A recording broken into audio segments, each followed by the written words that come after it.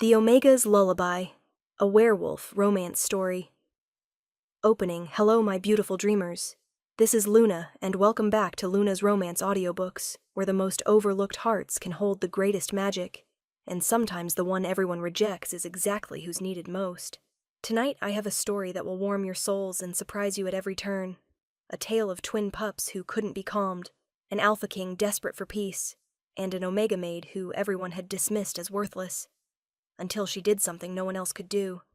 Imagine being invisible, the lowest of the low. An omega so weak that even other omegas look down on you. Imagine watching countless qualified wolves try and fail to soothe the royal children, while you scrub floors and keep your head down, knowing your place. Now imagine discovering that your perceived weakness is actually your greatest strength. That the gift everyone mocked makes you the one person, the only person, who can bring peace to chaos. So settle in close, my dreamers. This is a story about being underestimated and rising above it, about finding your purpose in unexpected places, and about learning that sometimes the most powerful wolves are the gentlest ones. This is the Omega's Lullaby. Prologue, The Broken Omega. My name is Ren, and I am nothing. Not nothing in the poetic sense, nothing in the literal practical sense. I'm Omega, the lowest designation. But even among Omegas, I'm at the bottom. Too small, too weak, too quiet, too... everything wrong. Ren, you missed a spot, the head housekeeper snapped, pointing to a corner of the palace corridor I'd been scrubbing for an hour. Yes, ma'am. Sorry, ma'am. I scrubbed harder, my knees aching from hours on the stone floor. Around me, the royal palace bustled with activity. Servants rushing between chambers, guards changing shifts, nobles arriving for court, and me, invisible except when someone needed to criticize my work. I'd been working at the palace for 3 months. 3 months of scrubbing floors, emptying chamber pots, washing linens. The jobs no one else wanted. Why did we even hire her? Another servant whispered, not bothering to lower her voice. She's useless. Can barely lift the wash baskets. The king requires us to employ omegas from the outcast shelters. Some charity program. Charity wasted on that one. She'll probably die of consumption before winter. I kept my head down, pretending not to hear. I was used to it. Had heard variations of it my whole life. Too weak to live. Too worthless to matter. Better off dead. I'd been born the runt of a litter of 6. My siblings thrived. I barely survived. My parents tried. Truly tried. But when I failed to shift properly at 12, when my wolf emerged as barely more than a large dog, they gave up. She's broken, my mother said, crying. Something's wrong with her. By 15, I'd been turned over to the Omega Shelter, a place for wolves who couldn't function in normal packs. The broken, the weak, the worthless. I learned to make myself useful, learned to clean, to sew, to cook, learned to be so invisible that people forgot I was there. When the royal decree came, that the palace would employ omegas from the shelters, I'd been chosen. Not because I was skilled, but because they needed numbers, and I was expendable. At least we won't feel bad if this one doesn't work out, the shelter director had said. So, here I was. 20 years old, scrubbing floors in the Alpha King's palace, invisible and broken. I didn't know that my brokenness was about to become the kingdom's salvation. I didn't know that the royal twins, the heirs everyone doted on, would change everything. And I didn't know that the gift everyone mocked would make me irreplaceable. Chapter 1. The Silent Omega, 3 months at the palace. Week 1. My first week at the palace was overwhelming. The building was massive, corridors that went on forever, rooms I'd never seen the inside of, areas servants like me were forbidden to enter. Stay in the lower levels, the head housekeeper Matilda instructed. Your laundry and floor duty only. Don't speak unless spoken to. Don't make eye contact with nobles. Don't cause any trouble. Yes, ma'am. And speak up. You mumble like a mouse. No one can hear you. I tried to speak louder, but my voice had never been strong. Barely above a whisper on my best days. Useless, Matilda muttered. Just stay out of the way. So I did. I scrubbed floors before dawn, when the palace was still sleeping, washed linens in the basement laundry, where no one important ever ventured, kept my head down and my voice silent. The other servants ignored me. The Omega ones were kind enough, but busy. The Beta and Alpha servants treated me like furniture. I didn't mind. I'd always been invisible. This was familiar. Week 4. By the 4th week, I'd learned the rhythm of the palace. Early morning, scrub the main corridors before anyone wakes. Mid-morning, haul laundry to and from the washrooms. Afternoon, clean whatever areas Matilda assigned. Evening, help in the kitchens if needed, otherwise more scrubbing. It was exhausting. My small frame wasn't built for the heavy labor. I collapsed into my tiny servants' quarters every night, muscles screaming. But I was fed. I had shelter. I was safe. That was more than I'd had before. "Did you hear?" one of the Omega servants, Clara, said during a rare break. "The king's twins are here. Arrived yesterday from the countryside." "The heirs?" another asked eagerly. "I haven't seen them since they were babies." "No one has. The king keeps them hidden after—" Clara stopped, glancing around. "After what happened to the queen." Everyone went quiet. I'd heard whispers about the queen, how she'd died giving birth to the twins, how the king had descended into grief so deep he barely functioned for months. "The twins are 3 now," Clara continued quietly. "Old enough to be presented to court. That's why they're here. I heard they're beautiful, perfect alpha pups, both of them. I heard they're monsters. Uncontrollable. That's why the king hired 7 nannies before they even arrived. 7 nannies for 2 pups? That seemed excessive. But it wasn't my concern. I was floor scrubbing Omega. I'd never see the royal children. Week 8. The twins' presence changed the palace. Suddenly there was more noise, more chaos, more frantic servants rushing between the royal wing and everywhere else. "The nannies are failing," Clara whispered during laundry duty. "The twins won't calm, won't sleep, won't stop crying. They've gone through 3 nannies already. Each one quit after 2 days. Why can't they calm them? No one knows. The king's tried everything. Healers, experts, even a witch who specializes in temperamental pups. Nothing works." "Maybe they're just spirited," I suggested quietly. Clara laughed. "Spirited? Wren, you haven't heard them. The whole palace hears them. They scream day and night. It's like they're in pain, but the healers say they're perfectly healthy. Poor babies. Poor king, more like. He's desperate, running out of options." That night, I heard them for the first time. I was scrubbing the corridor 3 floors below the royal wing when the sound reached me. Crying. 2 voices overlapping. Not the normal fussing of children. This was deeper. Desperate. Like something was fundamentally wrong. My heart clenched. I knew that sound. Had made it myself as a child, when my wolf wouldn't shift properly, when the pain was so intense I couldn't articulate it. The sound of being broken and not understood. Week 12. 3 months in, and the twin situation was getting worse. 4th nanny quit, Clara reported. Lasted 1 day. Said she couldn't take the screaming. How is the king handling it? Barely. He's trying to rule a kingdom while his children won't stop crying. The council's getting impatient. Some are suggesting the twins are cursed. That's awful. That's politics. If the heirs seem weak or broken, it undermines the king's authority.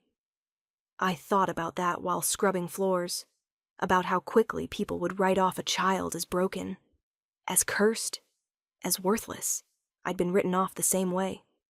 That afternoon, Matilda assigned me to scrub the corridor outside the royal wing. The king wants everywhere spotless. Healers coming and going, tracking dirt everywhere. Clean it. I went with my bucket and brush, keeping my head down as always. The crying hit me immediately. Louder here. More painful to hear. A door opened and a woman stormed out. The nanny, I assumed. She looked exhausted and defeated. "I can't," she was saying to someone inside. "I've tried everything. They won't calm, won't eat properly, won't sleep. I don't know what else to do. Please, just one more day. A male voice, deep, tired. The king? No, I'm sorry, Your Majesty, but no. Find someone else, anyone else. She left, nearly tripping over me in her haste. I kept scrubbing, trying to be invisible. The door remained open. The crying continued, and my heart broke a little more with each sob. Chapter 2, The Failed Attempts. Nanny 5, The Expert. The next morning, a new nanny arrived with great fanfare. This is Helga, Matilda announced to the staff. Renowned pup expert. Raised over 100 alpha children successfully. If anyone can calm the royal twins, she can. We all waited hopefully. Helga lasted 2 days. I don't understand, she said, exiting the royal wing looking shell-shocked. I've used every technique, every trick I've learned in 40 years. Nothing works. They just scream and scream and scream. What specifically have you tried? The king asked, his voice strained. Everything. Rocking, singing, feeding schedules, strict routines, flexible routines, scent comfort, wolf bonding time. Everything. And nothing helped? Nothing. If anything, they get worse when I try the standard methods. It's like... She stopped. Like what? Like they know the methods are wrong. Like they're trying to tell us something, but no one understands. The king thanked her and paid her generously for her time, but I could see the desperation in his posture as he closed the door. Nanny 6, the witch. The 6th attempt wasn't a nanny. It was a witch who specialized in child temperament. Sometimes pups are sensitive to spiritual imbalances, she explained to the gathered staff. I'll identify the problem and correct it. She went into the royal chambers with confidence. She came out 3 hours later, pale and shaken. Well, the king demanded, there's no curse, no spiritual imbalance, no magical interference. She looked genuinely puzzled. Those pups are just unhappy. Deeply, fundamentally unhappy. But I can't tell you why. That's not helpful. I know. I'm sorry. I wish I had better answers. Another failure. The crying continued. Nanny 7. The healer. Perhaps it's medical, the royal healer suggested. Some condition we're missing. They brought in specialists, examined the twins thoroughly. Physically perfect, they reported. No illness, no condition, no explanation for the distress. Then why won't they stop crying? The king's voice was breaking now. We don't know, Your Majesty. We're sorry. Nanny 8, the desperate alpha. The 8th attempt was different. A female alpha, recommended by the council. She has natural authority, they said. She'll establish dominance, and the pups will submit. I was scrubbing nearby when I heard her enter the royal wing. These pups need discipline, she announced. Firm boundaries. They're testing you.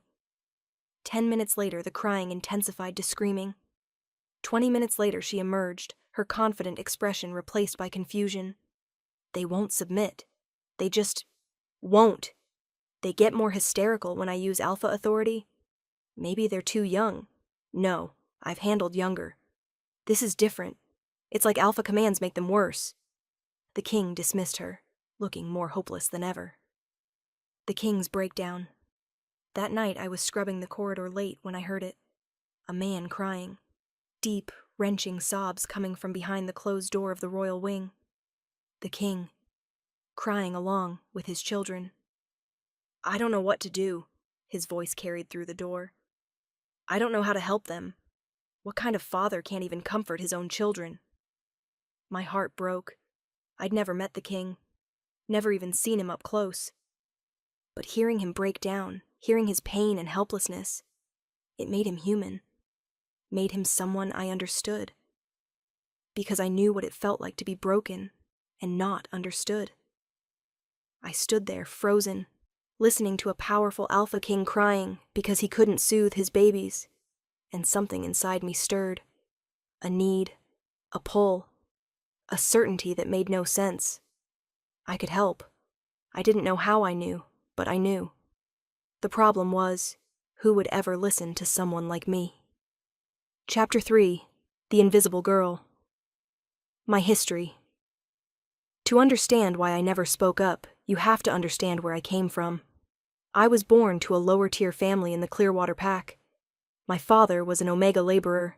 My mother was Omega domestic. They weren't weak by Omega standards, just normal, unremarkable. Then I came along, the runt, the one who wouldn't thrive. My siblings shifted easily at 12. I barely managed a half shift, my wolf emerging malformed and tiny. "She's broken," the pack healer said. "Her wolf isn't complete. It happens sometimes with runts. She'll never be fully functional." My parents tried to protect me, but they were Omegas themselves. No power, no influence. By 15, the pack alpha suggested I be turned over to the shelter. "She's a drain on resources," he said. "Better she be with her own kind." Her own kind. Other broken wolves. The shelter wasn't cruel, but it wasn't kind either. It was functional. A place for wolves who couldn't survive in normal pack life. I learned to sew there, to clean, to cook. Basic skills that might make me employable, but employers wanted strong Omegas. Capable Omegas, not broken ones.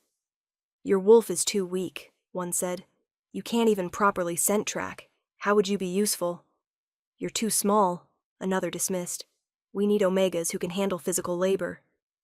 When the royal decree came, requiring the palace to hire from the shelters, I'd been chosen almost by default. "She'll die anyway," the shelter director said. "Might as well be working." So encouraging. Why I stayed silent with that history. You can understand why I never suggested I could help the twins. Who would listen to broken Omega Ren? The nannies were experts. The healers were trained. The witch was powerful. What could I possibly offer? Nothing. I was nothing.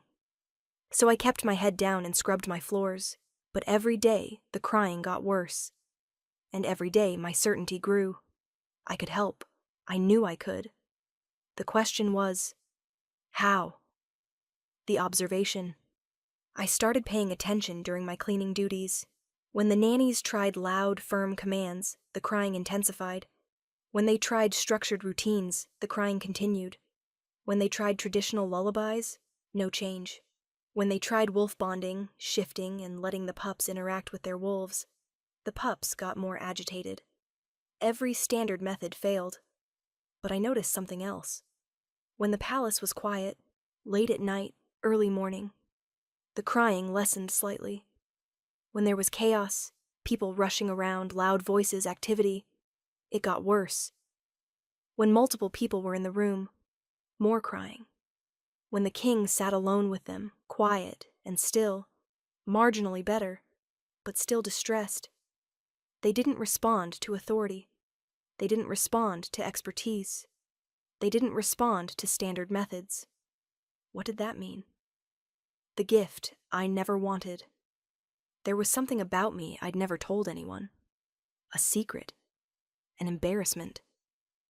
My incomplete wolf came with an unexpected side effect. I could feel emotions. Not just my own, everyone's.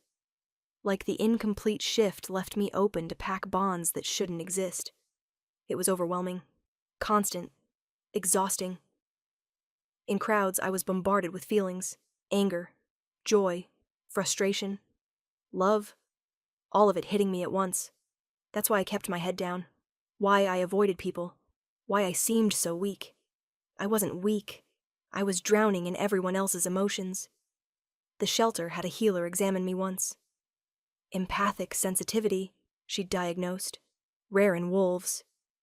Usually only seers have it, but never this strong. Can you fix it? There's nothing to fix. It's part of who you are. She'd looked at me with something like pity. Learn to shield, or it'll destroy you. I'd learned to shield somewhat. Walls in my mind, barriers. But it was exhausting, maintaining shields every waking moment. That's why I seemed tired, why I seemed weak. I was fighting a constant battle no one else could see. But here's the thing about empathic sensitivity. I didn't just feel emotions. I could influence them, not control, not manipulate, but soothe, calm, ease. It happened accidentally sometimes. An angry person near me would calm down. A crying child would quiet.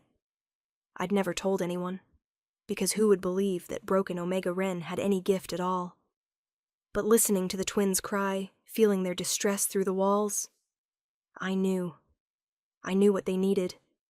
They needed someone who could feel what they felt, understand their distress, soothe them emotionally, not just physically. They needed someone like me. Chapter 4, The Turning Point. Week 14, The Crisis. The Council's demanding action, Clara whispered during laundry. They say if the king can't control his own children, how can he control the kingdom? That's not fair. Since when is politics fair? They're looking for any excuse to undermine him. The crying twins are perfect ammunition. What will he do? I don't know, but it has to be soon. The twins haven't slept properly in weeks. Neither has the king. Something's going to break. That night, it did. I was scrubbing the corridor outside the royal wing, working late because I'd fallen behind on my duties. The crying was particularly bad. Heart-wrenching. Desperate. The door opened, and the king emerged. I'd never seen him up close before. He was not what I expected. Young, late 20s, maybe early 30s. Tall, broad-shouldered, clearly powerful.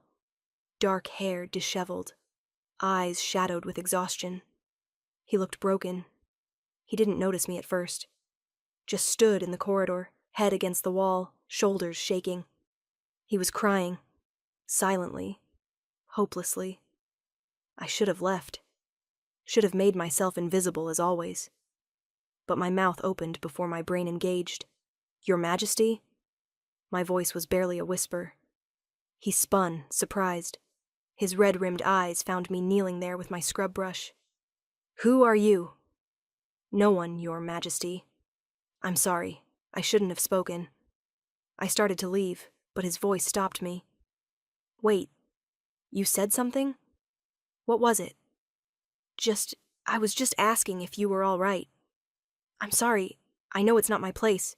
You can hear them? He gestured to the closed door. The crying? Yes, Your Majesty. Everyone can hear it. And what do you think? His voice was raw, desperate. Do you think I'm failing them? That I'm a terrible father? No. The vehemence in my voice surprised us both. No, Your Majesty. You're not failing. You're trying everything. That's not failing. Everything I try makes it worse. He slid down the wall, sitting right there in the corridor. A king, sitting on the floor.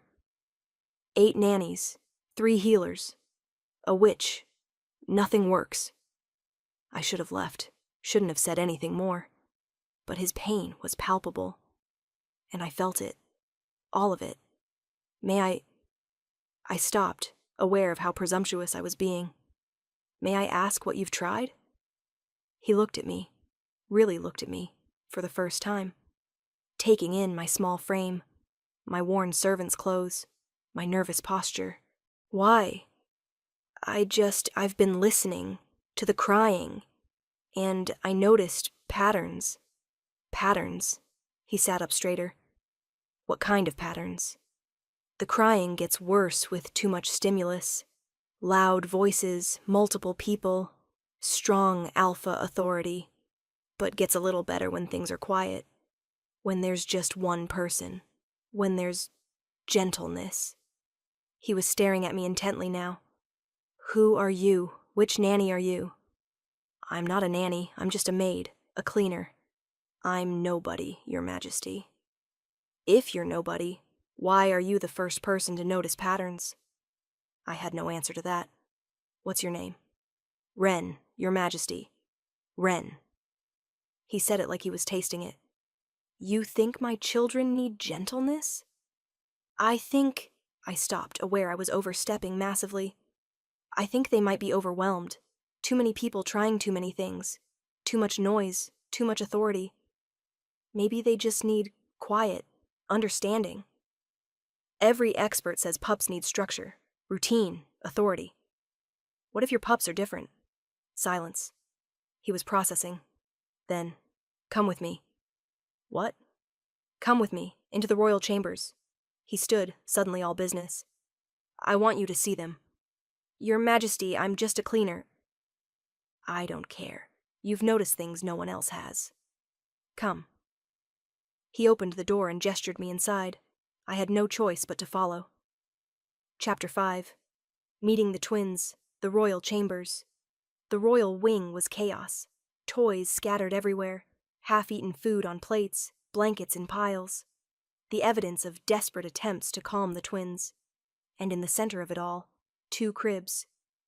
The king led me to them.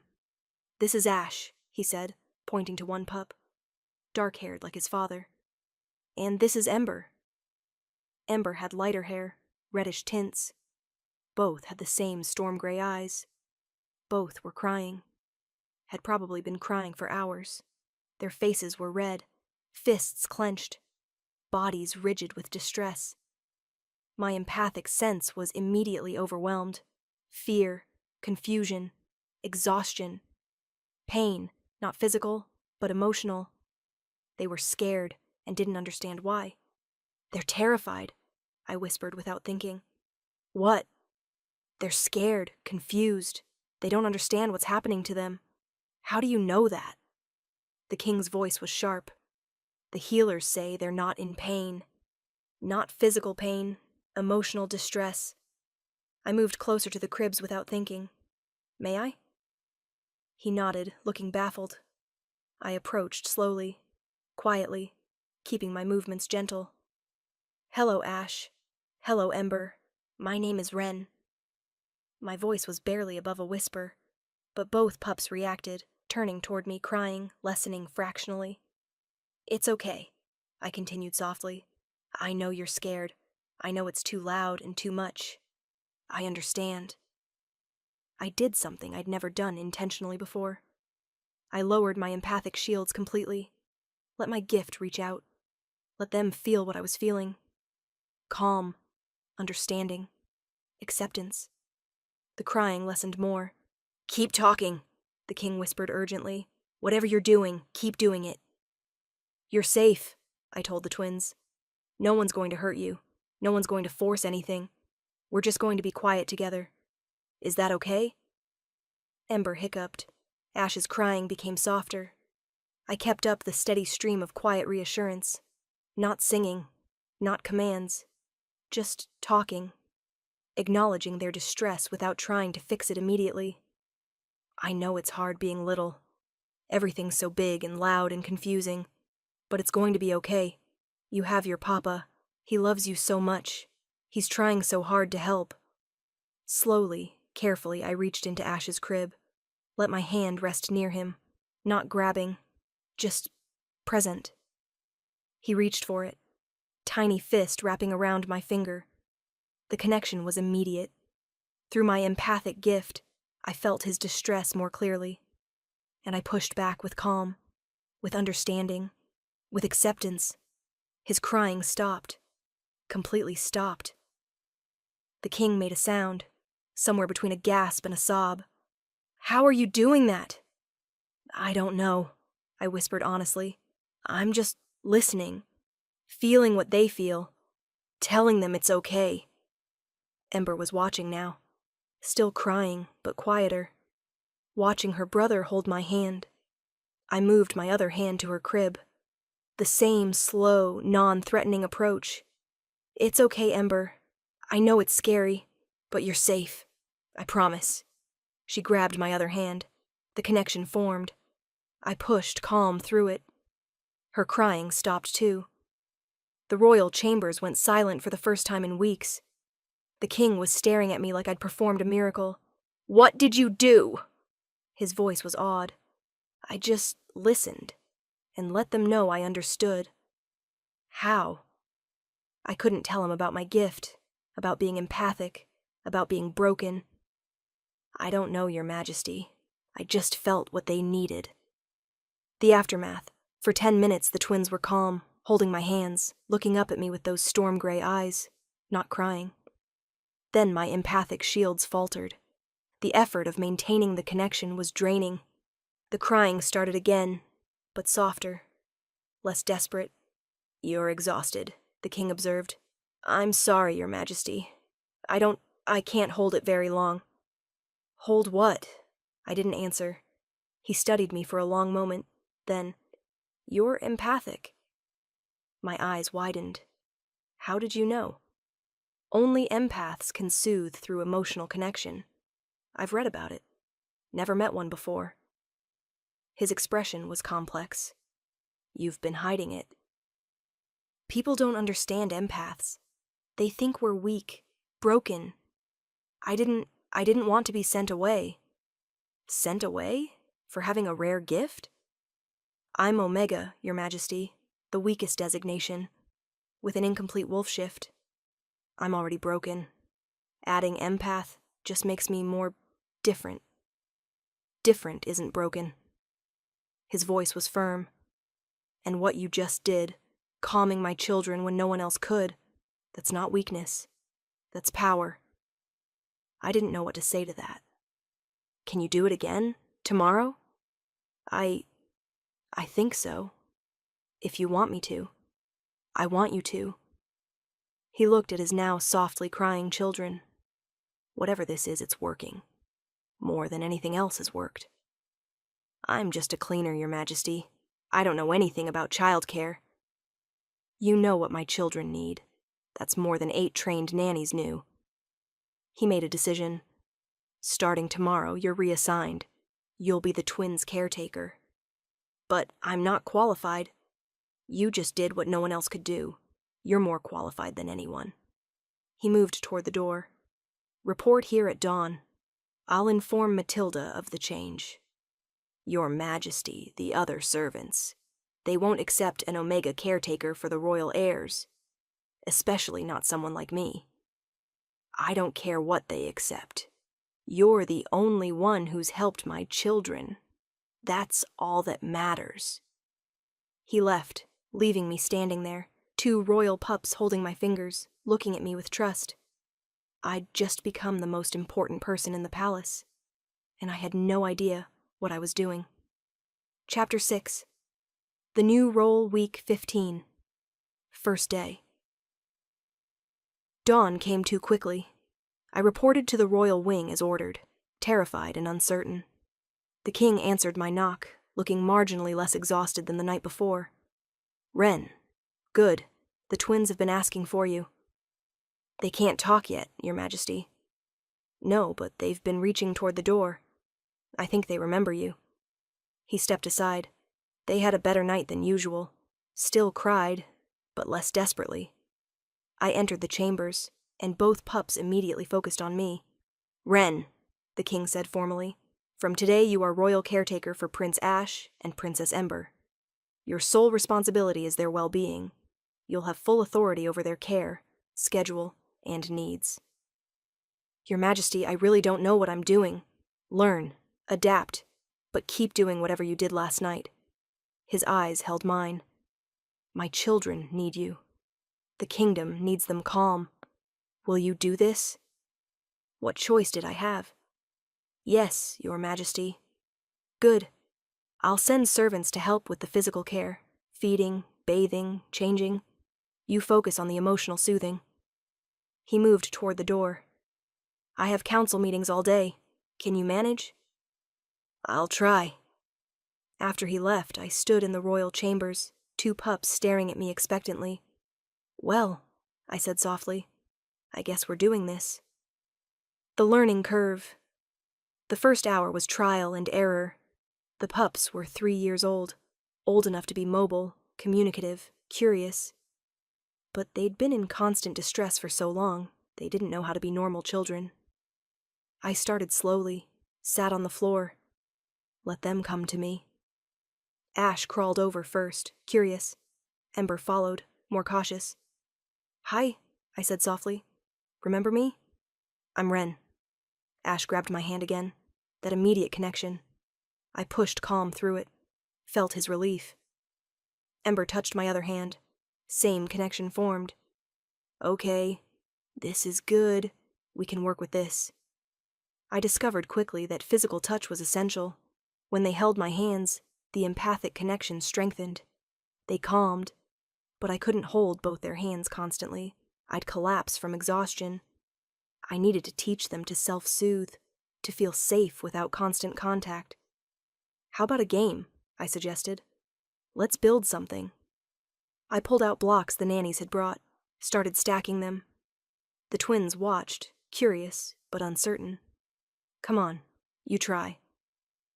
Ash reached for a block. Ember followed. For 20 minutes we built towers and knocked them down. Simple, silly, but peaceful.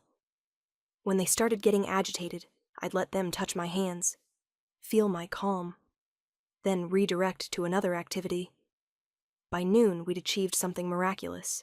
3 hours without crying. The skepticism. When servants came with lunch, they were shocked. They're quiet, one whispered. How? Just playing, I said softly. The nannies couldn't get them to play. They'd just cry.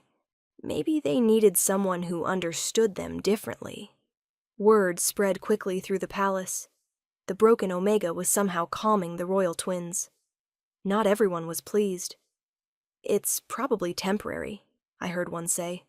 She'll fail like the others. She's Omega. How can an Omega care for Alpha heirs? The king's desperate, probably grasping at straws. I tried not to let it bother me, but old insecurities returned. What if they were right? What if this was temporary? What if I failed? The king's return that evening, the king returned to find the twins playing quietly with blocks while I told them a story. He stood in the doorway, staring. They played all day? His voice was odd. Mostly. They got fussy a few times, but we worked through it. How? Just understanding what they needed. When they got overwhelmed, I let them hold my hands, feel my calm. Then once they settled, we'd play again. He entered, and both pups ran to him excitedly. Papa, Ash managed, his first clear word in weeks. The king dropped to his knees, pulling them both close. His eyes were wet. They spoke. They haven't spoken in... He couldn't finish. They're just now feeling safe enough to try, I explained softly. They've been too scared to communicate. What were they scared of? Everything. All the noise. All the people. All the trying.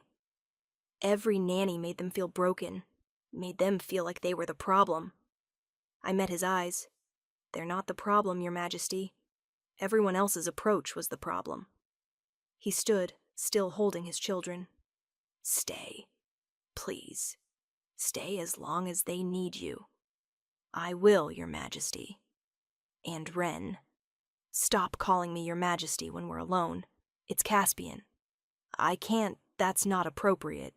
You're caring for my children. Your family now. Call me Caspian. Family. No one had called me family in years. Chapter 7, The Transformation. Week 16, The Routine. Over the next week, we established a routine. Mornings, gentle wake-up, quiet play, let the twins set the pace. Midday, outdoor time in the private gardens, let them run and explore. Afternoon, nap time, with me sitting nearby, providing ambient calm. Evening, story time, quiet songs, slow wind down. Night, bedtime ritual, hand-holding, gentle reassurance. The crying diminished daily. By the end of the week, it was rare, only when they were genuinely tired or hungry. It's remarkable, Caspian said one evening, watching them sleep peacefully. You've done in a week what no one else could do in months. They just needed someone who listened. How do you do it? The empathic gift, how does it work? I hesitated, then explained. About my broken wolf, about feeling everyone's emotions, about learning to shield or be overwhelmed. And you can push emotions too? Make people feel what you feel? Sort of. I can influence emotions but not control them. With the twins, I just share my calm. They feel it, and it helps them find their own calm. That's incredible. And exhausting, I imagine. Yes, I have to rest frequently or I'll collapse. He looked troubled. I'm pushing you too hard. No, this is important. They're important. I'll manage. Let me hire assistants. People to help with the physical care so you can focus on the emotional support. That might help, but they have to be quiet, gentle. The twins are sensitive to aggressive energy. I'll find the right people. I promise. Week 18. The breakthrough. The breakthrough came during an outdoor play session. The twins were running through the garden, actually laughing, for the first time. Caspian had joined us. His council meetings finished early. Watch this, Papa, Ember called, jumping off a low wall. He caught her, spinning her around. Very brave. Me too, Ash demanded. I watched them play, my heart full. This was what they'd needed all along. Permission to be children. Space to be themselves. You're smiling, Caspian said, joining me on the bench. They're happy. How can I not smile? You've given them this. Given me this. His voice was thick. I don't know how to thank you. You don't need to thank me. This is what I was meant to do. I think. What you were meant to do, he repeated softly. Ren, can I ask you something personal? Yes? Why do you always call yourself broken? The question caught me off guard. Because I am. My wolf is incomplete. I'm weak, too small, too sensitive. I'm everything wrong with omegas. You're not wrong. You're different. There's a distinction.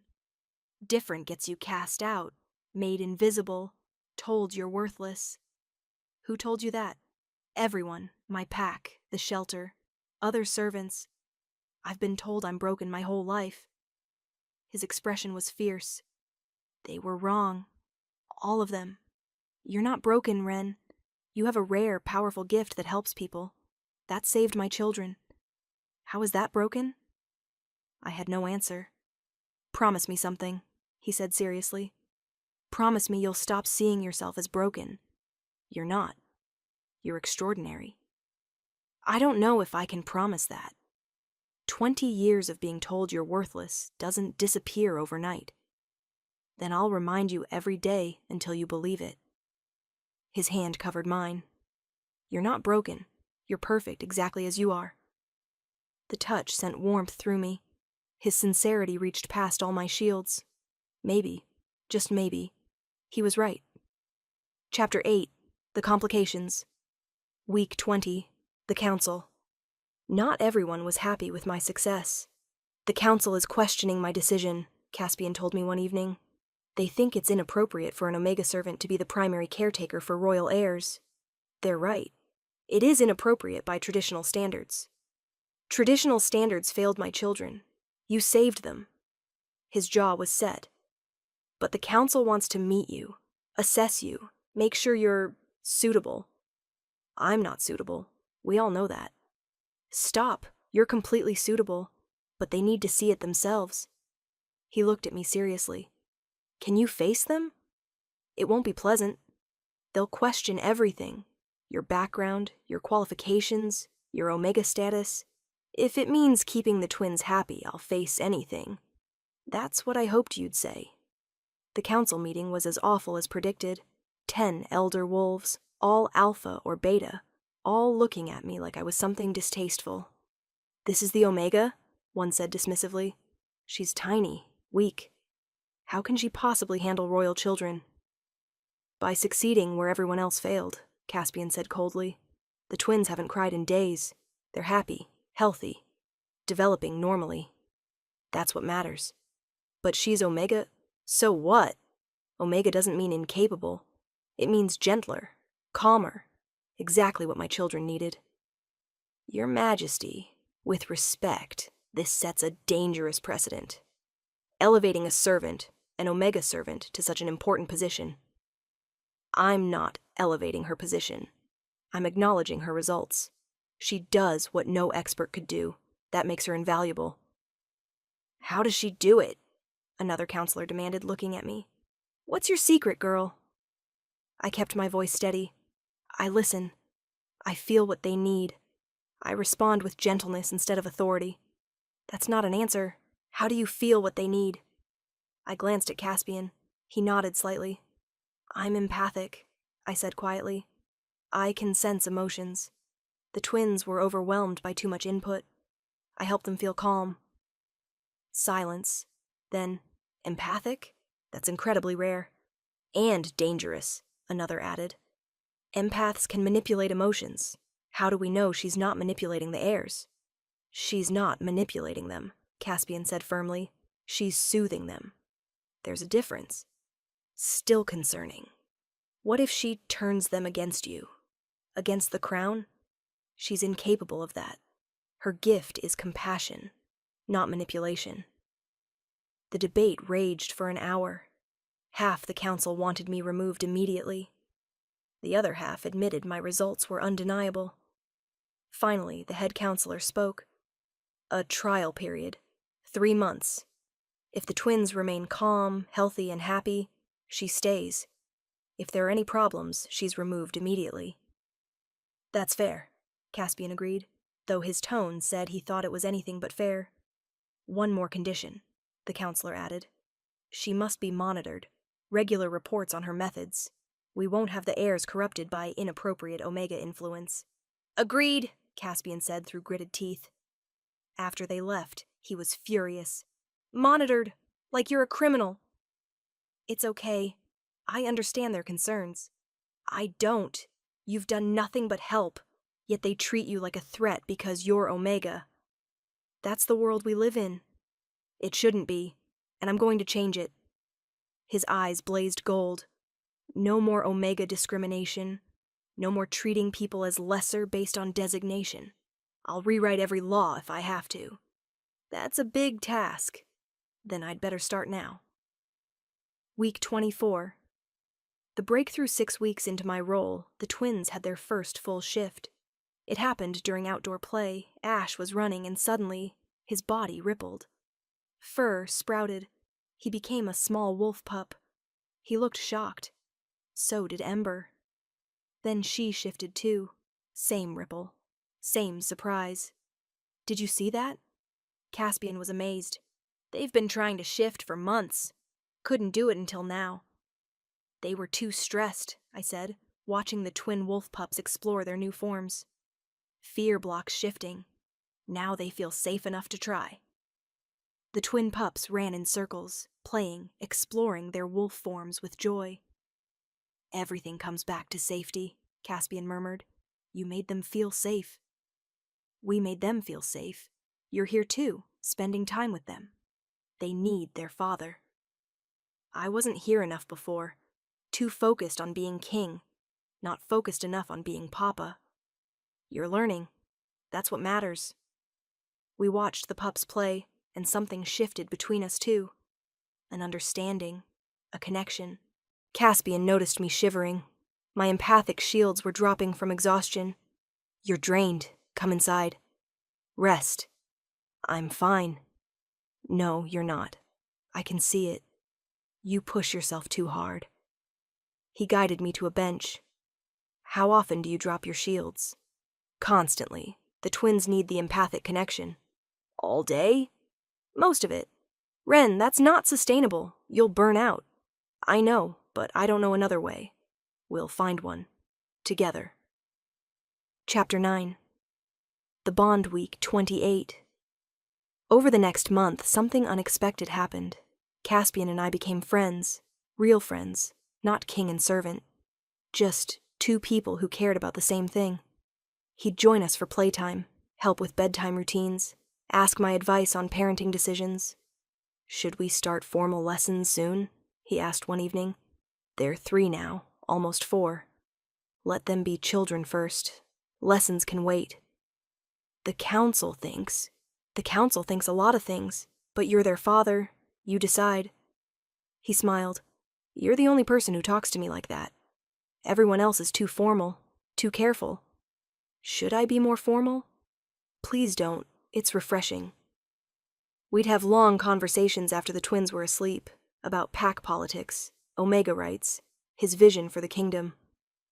I want to change things, he said one night. Make Omega protection laws. Require consent for all matings. Ban discrimination by designation. That would help a lot of people. It would help people like you, who've been told they're broken when they're actually gifted. You keep saying that. Because it's true. His eyes held mine. You're the strongest person I know, Ren. You just don't see it yet. The complication. The problem was I was starting to feel things I shouldn't. Every time Caspian smiled at me, my heart raced. Every time he touched my hand, electricity sparked. Every time he praised me, warmth flooded through me. I was falling for him. The Alpha King. The one person completely out of my reach. You're being ridiculous, I told myself. He's being kind because you're helping his children. That's all. But my heart didn't listen. The festival. The turning point came during the Harvest Festival. It was the twins' first public appearance. Caspian wanted them seen by the pack, to prove the heirs were healthy. Will you come? He asked me. The twins will feel safer with you there. I'm just a servant. I don't belong at royal functions. You're their caretaker. You belong wherever they are. His voice softened. Please, I need you there too. So I went. Dressed in my best dress, still plain, still servant quality, but clean. The festival was overwhelming. Hundreds of wolves, loud music, constant activity. The twins clung to me, anxious. It's okay, I soothed. Papa's right here. You're safe. Caspian stayed close, helping me shield them from the worst of the crowd. You're doing great, he murmured. Both of you. When it came time for the king's speech, he brought the twins forward. And me. These are my children, he announced. Prince Ash and Princess Ember. Healthy, happy, growing strong. The crowd cheered. And this, he continued, putting his hand on my shoulder, is Ren, the woman who saved them, who brought peace to the royal household, who deserves all our gratitude and respect. More cheers, but also whispers. That's the Omega? She's so small. How can she possibly? I tried to shrink back, but Caspian's hand kept me in place. Ren represents what I want this kingdom to become.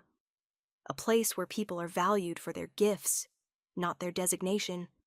Where strength comes in many forms. Where everyone has a place. It was a political statement, a declaration of intent. And it put a target on my back. The threat that night, after the twins were asleep, I was returning to my quarters when I was cornered. 3 alpha servants. All bigger than me. All angry. You think you're special? One hissed. Elevated above your station because you can coddle some pups? I don't think I'm special. You're making Omegas think they can rise above their place. That's dangerous. I'm just doing my job. Your job is scrubbing floors, not playing at being royal. One grabbed my arm roughly. Maybe we should remind you where you belong. Let her go. Caspian's voice cut through the corridor like a blade. The alphas released me immediately, going pale. Your Majesty, you touched her. Threatened her. That's treason. His eyes blazed gold. Guards! Royal guards appeared immediately. Take them to the dungeon. They'll face judgment tomorrow. Your Majesty, please? You threatened the royal children's caretaker. That's threatening the heirs themselves. Get out of my sight. After they were dragged away, Caspian turned to me. Are you hurt? No, just scared. I'm sorry. I should have anticipated this. Making that speech put you at risk.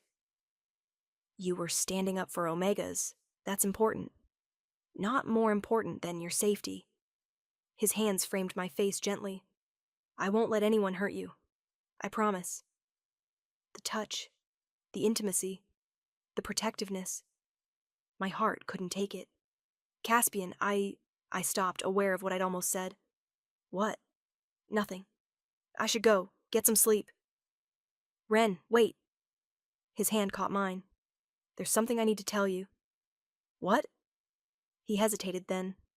Never mind. It can wait. Get some rest. But his eyes said something else. Something that made my breath catch. Something I couldn't dare hope for. Chapter 10. The Truth Week 32. 3 months after I became the twins' caretaker, they were thriving. Happy, healthy, developing normally, speaking in full sentences, shifting confidently, playing without fear. The council had to admit, grudgingly, that I'd succeeded where everyone else failed. The trial period is complete, the head counselor announced. We see no reason to remove the Omega. She's adequate. Adequate? Caspian's voice was dangerous. She's exceptional. Say it. She's performed well. Say it. She's exceptional, the counselor gritted out. Good. Then we're making her position permanent. Royal caretaker. Official title. Official salary. Official quarters in the royal wing. Your Majesty, that's highly unusual. So was hiring 8 failed nannies. Wren stays. End of discussion. After the council left, Caspian turned to me. You're not a servant anymore. You're officially palace staff. Royal caretaker. That comes with rank, respect, and resources. I don't need rank. You need to be protected. Official status does that. His eyes were intense, and you deserve it. You've earned it. Thank you. Don't thank me. You earned every bit of it. He stepped closer. Wren, there's something else. Something I've been trying to tell you for weeks. My heart raced. What? He stopped as the twins burst in, demanding attention. Papa! Wren, play with us! The moment was lost, but something had shifted. Something was coming. The realization. That night I couldn't sleep. Caspian's almost confession. The way he looked at me, the protectiveness, the intimacy that had grown between us. It couldn't mean what I thought it meant. He was the Alpha King. I was an Omega X servant. We were impossible, but my heart didn't care about impossible. A knock at my door. Late. Unexpected. I opened it to find Caspian looking determined. Can I come in? Yes. He entered, closing the door behind him. Taking a breath. I can't wait anymore. I need to say this. Say what? I'm in love with you. The world stopped. What? I'm in love with you, Wren. I've been falling for you for months. Every day I watch you with my children. Every conversation we have. Every moment you show me who you really are. His eyes were blazing. You're brilliant and kind and strong, and I love you. You can't. I'm Omega. I don't care. You're you. That's all that matters. Caspian, you're the king. I'm nothing. You're everything. He moved closer. You saved my children. Saved me. Showed me what strength really looks like. Made me believe in changing the kingdom. You're everything, Wren. People will never accept. I don't care what people accept. I care about you. About us. About building something real. His hands framed my face. Tell me you don't feel this too. Tell me I'm alone in this. I couldn't. Because I did feel it. Had been feeling it for weeks. I love you too, I whispered. But... He kissed me before I could list all the reasons why this was impossible. And for that moment, nothing else mattered. Epilogue. 3 years later, the royal chambers were full of laughter. Ash and Ember, now 6, were chasing each other around while their baby brother Reed watched from my lap. Careful, I called. Don't knock over. Too late. A vase crashed. Caspian appeared in the doorway, raising an eyebrow. Should I ask? Probably not, I said, trying to look stern at the twins. Both gave me their best innocent faces. We're sorry, Mama, Ember said. Mama. I'd never get used to that. After Caspian's declaration 3 years ago, things had moved quickly. The council objected, of course. An Omega Luna Queen was unprecedented, scandalous, inappropriate. I don't care, Caspian had told them. Wren is my mate, my choice, my Luna. Accept it, or find new positions. They'd accepted it, grudgingly. The kingdom had been slower to accept. Whispers, gossip, criticism. But then they'd seen the twins. Happy, healthy, thriving under my care. They'd seen the laws Caspian passed, Omega protection, consent requirements, anti-discrimination measures. They'd seen how I handled Luna duties with the same quiet competence I'd shown with the twins. Slowly, acceptance came. Not from everyone, but from enough. "You're staring," Caspian said, pulling me from my thoughts. Just remembering. 3 years ago I was scrubbing floors. Now I'm Luna Queen with 3 children. 4 children, he corrected, his hand on my slightly swollen belly.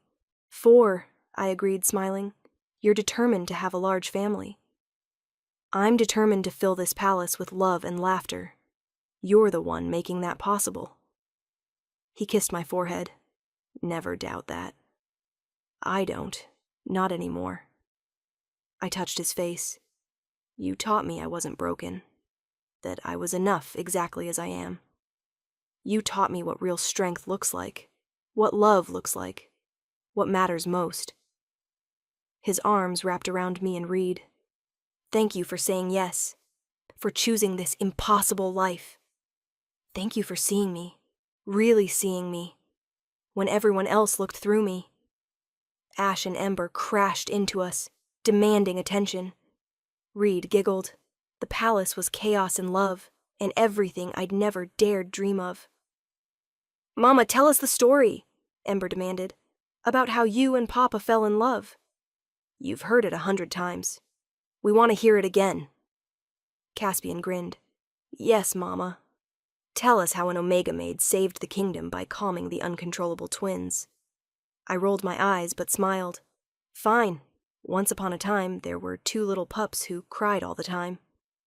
I told them the story, about being invisible, about hearing their cries and feeling their pain, about being brave enough to suggest I could help. And Papa listened, Ash asked. Papa listened, even though I was nobody, even though no one thought I could help. He listened. Because love means listening, Ember recited. She'd heard this lesson many times. Exactly. Love means seeing people for who they really are, not who others say they are. Like how everyone said you were broken, but you weren't, Ash added. Like that.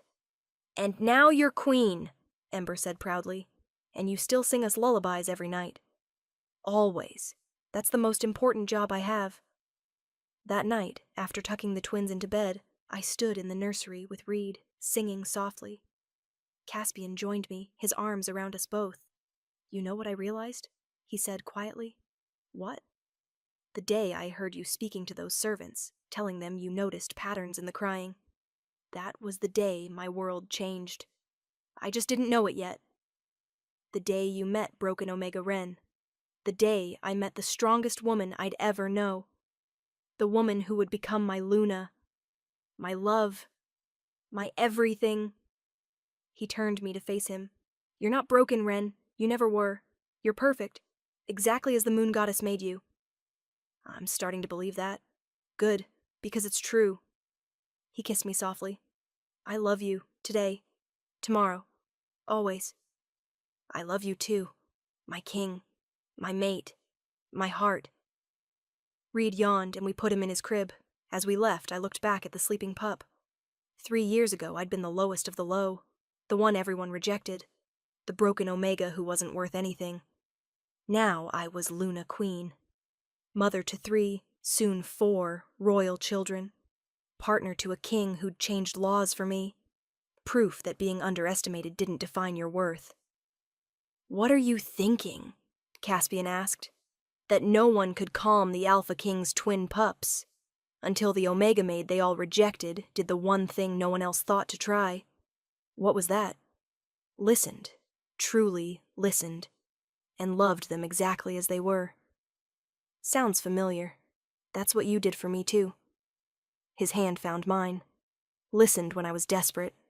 Loved when I was broken. Saw me when I felt invisible. We saved each other. Yes, we did. He pulled me close. Thank you for being brave enough to speak up that night. For offering to help when you had every reason to stay silent. Thank you for listening, for giving an Omega nobody a chance. You were never nobody, Ren. You were always extraordinary. I just had the privilege of discovering it first. We walked to our chambers hand in hand, and I marveled at the journey. From invisible to irreplaceable, from broken to whole, from rejected to cherished. All because I dared to believe I could help. All because an alpha king had dared to listen. And all because two crying pups had needed exactly what only I could give: understanding, gentleness, and a lullaby sung by someone who knew what it felt like to be broken. Everyone had rejected me, but I'd calmed the twins, won the king's heart, and proven that sometimes the most powerful gifts come in the smallest, quietest packages. And I'd do it all again in a heartbeat. Closing. And there you have it, my beautiful dreamers. The story of Ren and Caspian, proof that being underestimated can become your greatest strength, that the most rejected heart can save a kingdom, and that sometimes the answer everyone seeks is found in the person everyone overlooks. Did this story touch your heart? Did you feel Ren's journey from invisible to irreplaceable? Did you believe in the power of gentleness? Then show me some love. Hit that like button, drop a comment telling me your favorite moment of Ren's transformation, and subscribe to Luna's romance audiobooks so you never miss another tale of unlikely heroes and unexpected love. I want to know, would you have been brave enough to speak up like Ren did? Would you have believed in your gift when everyone said you were broken? Would you have dared to love a king? Tell me in the comments. And speaking of unlikely heroes, our next story is going to absolutely captivate you. It's called The Blind Omega's Vision, and it follows a she-wolf who lost her sight as a child, but gained something else: the ability to see the future. For years, she's been dismissed as broken, her visions ignored as delusions, until the Alpha King comes to her in desperation, needing to know if his kingdom will survive the coming war. What she sees in his future will change both their destinies forever. Until next time, my dreamers, may your perceived weaknesses become your greatest strengths, your quiet voices be heard, and your gentleness change the world. This is Luna, signing off. Sweet dreams, beautiful souls.